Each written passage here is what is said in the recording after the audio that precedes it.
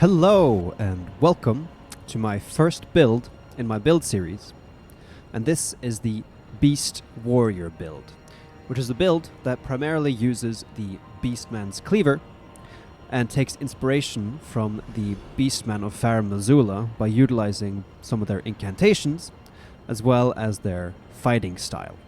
By utilizing incantations like Gorag's Rock, Beast Claw, Crucible Tail and the Crucible Horn, you get access to a wide variety of offensive options with more range, but your most powerful offensive option will be your Beastman's Cleaver, even though it might not have the best range. What the Beastman's Cleaver does have is an amazing physical damage negation, as well as a very high guard boost for its weight, only tied with colossal weapons and the Sword of Solitude, which means you get some very good defensive options by allowing you to block attacks and only take a little bit of chip damage. And it won't eat up too much of your stamina either. And since you have access to quite a lot of different offensive options with your incantations, I've decided to use Bloodhound Step as my Ash of War, which gives me a good maneuverability option, allowing you to close gaps really quickly and using the roll attack, which is a very good option on the curved greatswords. It's a quick horizontal swipe that will allow you to cover a good range. So when using this build, you want to mostly two-hand your weapons, giving you access to the full moveset, which means you can use guard counters, as well as effectively and quickly blocking. The curved greatswords also has some really nice low profiling moves, like the guard counter, which will sort of crouch your character a bit, which allows you to duck under certain attacks. And the same goes for the jumping heavy, which also will allow you to duck under certain attacks after performing the move. Now, one of the aspects of this kind of build, which makes it maybe slightly more difficult than what we're used to, is because it requires you to manage your two-handing and your one-handing movesets, because you want to be able to quickly switch between two-handing your weapon and one-handing your weapon to be able to use your incantations. But I think once you get used to just quickly switching between one-handing and two-handing, you get access to a much more wide variety moveset and a more fun and kind of technical way to play the game. And here you see my stats.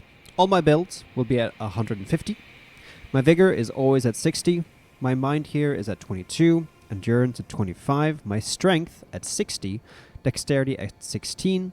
Intelligence 10. Faith at 27. And arcane at 9. Obviously, you always want to have 60 vigor. It helps you tank some attacks and not get like one-shotted or two-shotted by most bosses. I always have endurance at 25. I find that a very nice little sweet spot where you can wear heavier armor, get over 51 poise, and still be at the medium load, so you can still medium roll. There are some things you could change in this build. You could, for instance, have a little bit less mind and get your arcane to 10, which would give you access to the Blood Flame Blade incantation, which is a great weapon buff. I actually used this when fighting Prominence Consort Radon because it was good to have to actually get some bleed procs every now and then just to get some higher damage. And you can easily sacrifice some mind. You could also, if you're not using the Crucible incantations, you can take down your faith to 25, which means you still have access to Golden Vow, which is a fantastic incantation because it will boost your damage and your damage negation.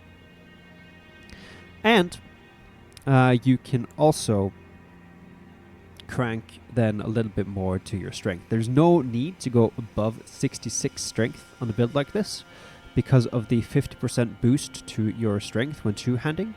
Means that if you're at 66 strength, your sort of your effective strength stat will be at 99. So if you're running a heavy build that focuses on two-handing the weapon, there really is never any reason to go above 66 strength, which is one of the reasons why strength and heavy infusions are one of the most powerful in the game, because it allows for getting to that kind of effective hard cap of your stat without the heavy without too much of a stat investment. Now, for the weapons here, of course, you see that I'm using the Beastman's Cleaver at a heavy infusion. It's at plus 25. I'm also using the Clawmark Seal, which is a very good seal for this type of strength build because it has the best strength scaling of all the different incantation seals. For my talismans, I always use the Turtle Talisman or the two-handed Turtle Talisman. It gives you a boost to your stamina regeneration, which allows you to perform more actions as well as more quickly get back into the action without having to wait too long for your stamina to regenerate. I also use the two-handed talisman, which is a fantastic talisman which will boost the damage when you two-hand your weapon. For this build, I also use the Great Shield Talisman, which will improve your guard stability or your guard boost, which means you'll take less stamina damage when guarding, which means you can guard more effectively, which I think is a good talisman for this particular build. And of course the Dragon Crest Great Shield Talisman, which is just damage negation. This is really great for the Shadow of the Erdtree because a lot of the enemies do a lot of damage. You should really focus on picking up all the different damage negation talismans and then utilize those depending on the boss. So it's not always the physical damage negation is almost always good, but sometimes it can be nice to have negated fire damage or negated magic damage depending on who you're fighting. For the outfit, I kind of wanted to have this bestial look, so I'm using the Iron Revet Greaves, which will make you barefoot, but kind of give you this more bestial vibe. I'm also using the Scaled Armor, which is that's altered. It's a bit lighter. It's a really good armor. It has good damage negation values. I'm using the Veteran's Gauntlets. They're pretty light for the amount of poise they offer. And then I'm using the Centrina's Blossom, which is one of my favorite headpieces from the DLC. It has pretty decent poise values for such a light headpiece, and it gives you a little bit of extra mind as well. And altogether, this will get you just above the 51 poise threshold, which will make you tank through lighter attacks. And it looks pretty good as this sort of bestial warrior kind of look. For your Physic Flask, there are many good options. Opaline Heart Tear is always good. Damage negation is always good. The Deflecting Heart Tear is obviously a very strong option in a build like this because of the good guarding abilities of your weapon and the very powerful guard counter move. However, you could easily also run the Faith Tier to get some more damage in your incantations, or you could use the Stamina Tier to get more stamina, or even the Stamina Regeneration Tier to really crank that stamina regen of this build if you wanted to. So there you have lots of good options to kind of mix and match and test out different options with the Physic Tier.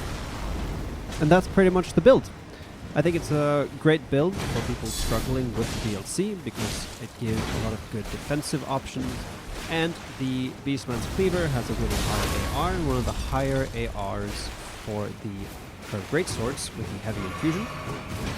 And as you can tell, the Stone Garank also does pretty good damage, and it does great stance damage as well, giving a good ranged option.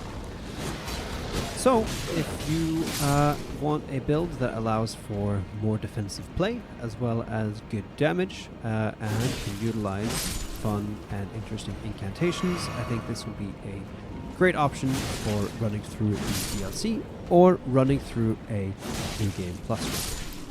Now, if you're interested in going through New Game Plus, I would recommend checking out my first video, which goes through how to balance New Game Plus and make it more challenging and engaging throughout all areas of the game. Alright, stay tuned for more build videos. My next two builds will be a bit more unique and a bit more technical. So I hope you enjoyed this build video and will stay around for more.